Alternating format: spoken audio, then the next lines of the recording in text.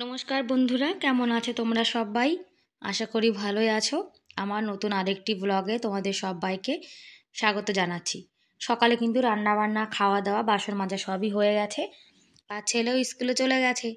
তারপর ঘরটা না, এই ঘর ঝাড় দেওয়া হয়নি, এই রুমটা। এমনি বাইরেটা ঝাড় দিয়ে দিয়েছি। আর কি বলো তো, এই ঘরটা না সকালবেলা কাজবাজ করি তো, যার জন্য একটু পরেই ঝাড় দিই, লেট করে। আর আজকে বেড কভারটা চেঞ্জ করব। কি বলো তো, এই ঘরে কিন্তু কেউই ঘুমায় না। তবুও বেড কভারটা অনেক দিন হয়ে গেলে দেখবে ধুতেই কিন্তু হয়, কেননা বাড়িতে ছোট বাচ্চা আছে। আমার ছেলে মাঝে মাঝে কিন্তু এখানে শুয়ে শুয়ে একটু ফোন দেখে, কখনো খেলা করে, যার জন্য বেড কভারটা চেঞ্জ করে ফেলবো। আর ফ্রিজের কভারটাও 6-7 দিন হয়ে গেছে, এটাও ধোয়া হয়নি। আর বাইরে এখন গরমকাল তো, খুব হাওয়া চলে, যার জন্য দেখবে সব কাপড় কিন্তু ধুলোবালি হয়ে যায়। আজকে ভেবেছি এই যে এই খাটটা আর ওই বেডটা আর ফ্রিজের আর চারপায়ের বেড কভারগুলো না আজকে ধুয়ে দেব। আর আজকে তো একাদশী, রান্নাবান্না তো সকালে ছেলের আর গোপালের করেছি, আর আমাদের তো রান্নাবান্না নেই। সেই জন্যে ভাবলাম যে আজকে ঘরে যত বেড কভার আছে সব পরিষ্কার করে ফেলবো। আর এই যে আমাদের গোপাল সোনা সেবা করে এখন খেলা করছে, আর ঘরটারও সব গুছিয়ে নিয়েছি আমি। আর গোপাল সোনা এখন বসে বসে টিভি দেখছে আর খেলা করছে। আর টিভির কভারটাও না ধুয়ে দেবো। আর টিভিটা তো খুব ভারী, আমি একা একা না কভারটা তুলতে পারবো না। যার জন্য আমার বর যখন আসবে তখন ওনাকে দিয়ে না টিভিটা মানে তুলে তারপরে। আর এত ভারী টিভি একা কিন্তু উঁচু করা যায় না, যার জন্যে আমার বরকে দিয়ে পরে তুলে নিয়েছি। আর এখন টিভিটা একটু পরিষ্কার করে নেব।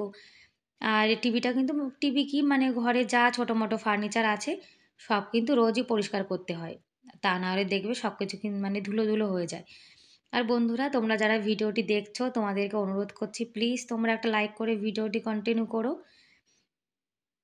আর ঘরে ধুলোবালি থাকলে দেখবে একদম কিন্তু ভালো লাগে না। আর বন্ধুরা, আমি খুব সকালে খুব সহজে আমার ঘর আমি যেভাবে পরিষ্কার পরিচ্ছন্ন করে গুছিয়ে রাখি, সেটাই তোমাদের সঙ্গে আজকে আমি শেয়ার করব। আর তোমাদের যদি ভিডিওটি ভালো লাগে তাহলে প্লিজ তোমরা আমার পাশে থেকো। আর বন্ধুরা, আমি কিন্তু অতি সাধারণ ঘরের একজন গৃহবধূ। আমি সারাদিনে যে কাজবাজগুলো করি সেগুলোই কিন্তু একটা ভিডিওর মাধ্যমে তোমাদের সামনে শেয়ার করে থাকি। যদি ভালো লাগে তাহলে আমার পাশে থেকো। আর কি বলো তো, আজকে তো এমনি কোনো কাজবাজি নেই, যার জন্য আজকে পুরো ঘরের দরজা, ফ্রিজ, মানে যা আছে ফার্নিচার ছোটো মোটো সব কিন্তু পরিষ্কার করে রাখবো। আর যখন কাজ না থাকে তখন দেখবে টাইম পাস তো হয় না, যার জন্য ঘরে পরিষ্কার পরিচ্ছন্ন করে রাখাই ভালো, তাহলে টাইম পাসটাও হয়ে যায় আর ঘরটাও পরিষ্কার পরিচ্ছন্ন হয়ে যায়, তাই না? আর যদি কোনো কাজ না করে বসে থাকি আর বসে বসে ফোন দেখি, তাহলে তো ঘর মানে পরিষ্কার পরিচ্ছন্ন থাকবেও না। যার জন্যে আমি কিন্তু বসে না থেকে, ফোন না দেখে সেটুকু টাইম আমার ঘরের কাজবাজগুলো করে থাকি। আর এই হোম থিয়েটারে কিন্তু গান কেউ শোনে না, তবুও এখানে রাখা রয়েছে। আর ফ্রিজটাও কিন্তু প্রত্যেকদিনই পরিষ্কার করতে হয়। আর বন্ধুরা দেখবে, প্রত্যেকদিন যদি আমরা এরকম আমাদের ছোটো-মোটো যা ফার্নিচার আছে সব যদি পরিষ্কার পরিচ্ছন্ন করে রেখে দিই, তাহলে কিন্তু আমাদের ডিপ ক্লিন করার সময় যে একদম ঝামেলাটা হয়, সেটা কিন্তু হবে না। আর ডিপ ক্লিন করার কিন্তু কোনো দরকারই পড়ে না। কেন, রোজ না আমরা টুকিটাকি যদি পরিষ্কার পরিচ্ছন্ন করে রাখি, তাহলে ডিপ ক্লিন করার কিন্তু কোনো দরকারই পড়ে না, তাই না? আর আমি কিন্তু প্রত্যেকদিন ফ্রিজ, টিভি, তারপর আমার আলমারিটা, বেড আর জলের ফিল্টার, এটা কিন্তু আমি রোজ পরিষ্কার করি।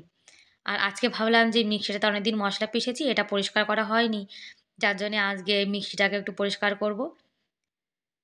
কি বলো তো, এটা তো বারবার মশলা পিষে রান্না করা হয়, কিন্তু পরিষ্কার করার কথা না একদমই মনে থাকে না। আর এই টেবিলটা কিন্তু ভালোই ধুলো পড়েছে, দেখেছো? আর এটা দিয়ে মোছার পরে কিন্তু টেবিলটা সুন্দর পরিষ্কার হয়ে গেছে। আর মেশিনটাও কিন্তু ঢেকে রেখে দিয়েছি। তা নাহলে মেশিনটার উপরে কিন্তু খুব ময়লা পড়ে যায়। আর এখন জানো তো, ভিডিও বানানোর চক্করে কিন্তু আমার মেশিনের সেলাই কিন্তু একদমই করা হয় না। আর এই বাক্সটাও কিন্তু অনেক দিন হয়ে গেছে পরিষ্কার করা হয়নি। এটার পরেও কিন্তু খুব ধুলো পড়েছে দেখো। পুরো যে কাপড়টাতে আমি মানে মোছা লাগাচ্ছি সেটা কিন্তু পুরো একদম কালো হয়ে গেছে। মানে ধুলো, ধুলো হয়ে গেছে পুরো। আর এই ঘরটাতে কিন্তু কেউ ঘুমায় না, তবুও না ঘরটা আমি পরিষ্কার করে রেখে দিই। কেননা মাঝে মাঝে যদি আবার চাচা চাচি কেউ চলে আসে, তখন কিন্তু আমার একদমই মানে অসুবিধা হবে না। আর যদি ঘরবাড়ি নোংরা থাকে, তাহলে হঠাৎ করে কেউ চলে আসলে দেখবে নিজেরই কিন্তু ভালো লাগে না। তারপরে এখন ঘরটা একটু মোছা লাগিয়ে নেব। আর ওয়াইপারে এরকম একটা কাপড় দিয়ে মোছা লাগালে কিন্তু ঘরে মোছা লাগানোটা অনেক তাড়াতাড়ি হয়ে যায়, আর আমাদের কিন্তু একদম কষ্টই হয় না। আর বেডের নিচে তো আমাদের হাত যায় না, এটা দিয়ে কিন্তু বেডের নিচেও সুন্দর করে কিন্তু মোছা লাগানো যায়। আর পুরো বেডের নিচেটা কিন্তু একদম পরিষ্কার হয়ে যায়। আর হাত দিয়ে বসে বসে দেখবে ঘরে মোছা লাগাতে গেলে অনেকটা সময় লেগে যায়। তারপরে কষ্টও কিন্তু হয়ে যায়। আর এরকম ওয়াইপার দিয়ে পরিষ্কার করলে ঘরে মোছাটা খুব তাড়াতাড়ি হয়ে যায়, একদম কষ্ট কিন্তু হয় না। আর বন্ধুরা, আমি কিন্তু অত সুন্দর করে গুছিয়ে ভালো করে কথা বলতে পারি না। আর সেই জন্যে তোমরা প্লিজ আমাকে ক্ষমা করে দিও। কি বলো তো? অত সুন্দর করে গুছিয়ে কথা বলা কিন্তু সবাই পারে না। তা আমি যেটুকু পারি সেটুকু দিয়েই কিন্তু তোমাদের মন জুগিয়ে চলার চেষ্টা করছি। তোমাদের যদি ভিডিওটি ভালো লাগে তাহলে প্লিজ একটা লাইক করে দিও। আর আমার চ্যানেলে আজকে যারা নতুন ভিডিওটি দেখছো আর আমার চ্যানেলটিকে সাবস্ক্রাইব করোনি, তাদেরকে অনুরোধ করছি প্লিজ আমার এই চ্যানেলটিকে সাবস্ক্রাইব করে আমার এই ছোট্ট পরিবারের পাশে থাকতে পারো। আর যারা কাজটি করে দিয়েছো তাদেরকে অসংখ্য ধন্যবাদ। আর আজকের ভিডিওটি কেমন লাগলো কমেন্ট করে কিন্তু আমাকে অবশ্যই জানাবে। আর পুরো ঘরটায় কিন্তু মোছা লাগিয়ে দিয়েছে, আর বাইরে কিন্তু ভালোই রোদ্দুর পড়েছে, দেখেছো? আর আমাদের এখানে শীতও যেমন বেশি পড়ে, গরমও কিন্তু খুব বেশি পড়ে। আর গরমকালে কিন্তু আমাদের এখানে খুব মাছি হয়, জানো না? এত মাছি কোথা থেকে আসে। আমরা কিন্তু ঘর প্রত্যেক দিনই ফিনাইল দিয়ে মুছে থাকি, তবুও না পুরো মাছি হয়ে গেছে। আর এখন জামাকাপড়গুলো সব নিয়ে এসেছি, আর ড্রামে গরম জল করা ছিল। এখন গরম জলে না বেড কভারগুলো ভিজিয়ে দেবো। দেখবে বেড কভার, সুতির কোনো জিনিস একটু গরম জলে ভিজিয়ে দিলে তাহলে ওর যে ময়লা ভাবটা সেটা কিন্তু চলে যায়। যার জন্য এখন গরম জলে ভিজিয়ে দেবো। আর যে জামাকাপড়গুলো এমনি আমাদের পরা জামাকাপড়, সেগুলো কিন্তু আগে থেকে তুলে রেখে দিয়েছি একটু হালকা গরম জলে। বেশি গরম জল হলে দেখবে জামাকাপড় কেমন যেন কুঁচকে যায়। যার জন্য এগুলো আগে থেকে তুলে রেখেছি। তারপরে বেড কভারটা দিয়ে দেবো। কী বলতো, বেড কভারে না কেমন ময়লা ভাব থাকে তো, যার জন্য বেড কভারটা পরে দিয়েছি। আর সব ধুয়ে নিয়ে চলে এসেছি। আর জানো তো বেড কভারগুলো মোটা মোটা তো, নিংড়াতে কিন্তু খুব কষ্ট হয়েছে, জানো না? আর বাড়িতে মেশিন থাকলে কিন্তু কোনো ব্যাপারই হয় না, মেশিনে ধোয়াও হয়ে যায়, আবার জামা কাপড় মানে জলটাও শুকিয়ে যায়। তখন রোদ্দুরে দিলে কিন্তু তাড়াতাড়ি শুকিয়ে যায়। আর কি করবো বলো, বাড়িতে তো মেশিন নেই, এখন হাতেই তো ধুতে হবে।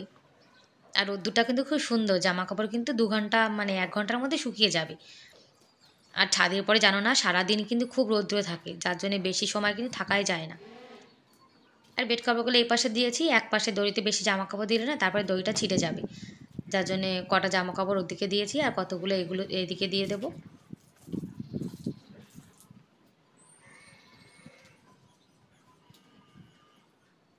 আর গরমকালে জানো না কাজ করতে কিন্তু একদমই ইচ্ছা করে না। এখন তো তাও যেমন করে হোক কাজ করছি। আর যখন গরম পড়বে তখন কিন্তু কাজ একদম করা যায় না, পুরো ঘেমে জল হয়ে যাব। আর কি করব বলো, ঘরের কাজ তো করতেই হবে, আর তো কেউ নেই যে কাজ করে দেবে। নিজের কাজ যদি নিজে না করি তাহলে কে করবে বলো? আর ঘর বাড়ি পরিষ্কার পরিচ্ছন্ন রাখতে গেলে একটু তো কষ্ট করতেই হবে, তাই না?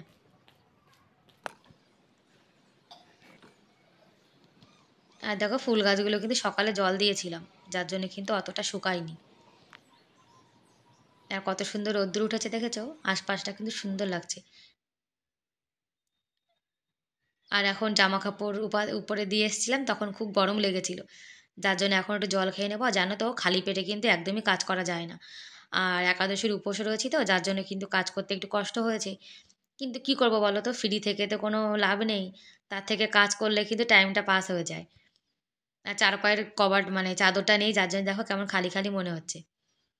আর এই যে একাদশীতে আজকে দেখো আমরা সবজি রান্না করেছি, কুমড়ো, আলু, পটল আর কাঁচকলা দিয়ে, সেটা এখন ভগবানকে ভোগ লাগিয়ে তারপরে এই প্রসাদটা আমরা পাবো। আর একাদশীর দিন কিন্তু একদম সিম্পল খাবার খাই, তাই তোমাদেরকে দেখালাম। আর একটু বাদাম দিয়ে দিচ্ছি। ব্যাস বন্ধুরা, আজকের মতো এ পর্যন্তই। Bye bye.